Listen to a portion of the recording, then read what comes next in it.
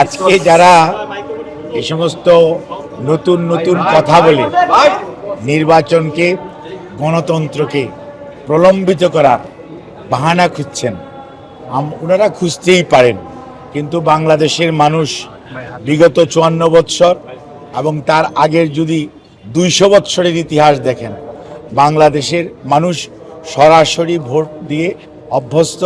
বাংলাদেশের সংবিধান, নির্বাচন এবং সরাসরি ভোটের মাধ্যমে তার প্রতিনিধি নির্বাচিত হবে, সেটি বাংলাদেশের সংবিধানে লিখিত আছে, সেটি বাংলাদেশের মানুষ বিশ্বাস করে। নতুন পদ্ধতির কথা যারা বলছেন তারা ওনাদের নির্বাচনী ম্যানিফেস্টোতে সেটি দিতে পারেন, যদি ওনারা আগামী দিনে জনগণের ম্যান্ডেট নিয়ে জনগণ যদি তাদেরকে দায়িত্ব দেয়, তখন ওনারা ওনাদের নির্বাচনী ম্যানিফেস্টো হিসাবে সেইগুলো বাস্তবায়ন করার উদ্যোগ গ্রহণ করতে পারে।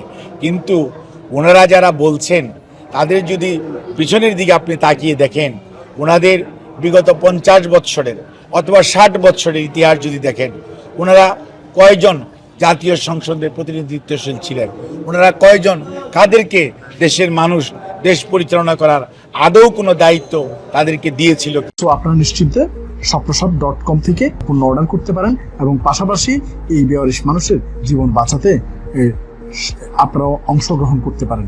সবার জন্য অনেক অনেক শুভকামনা।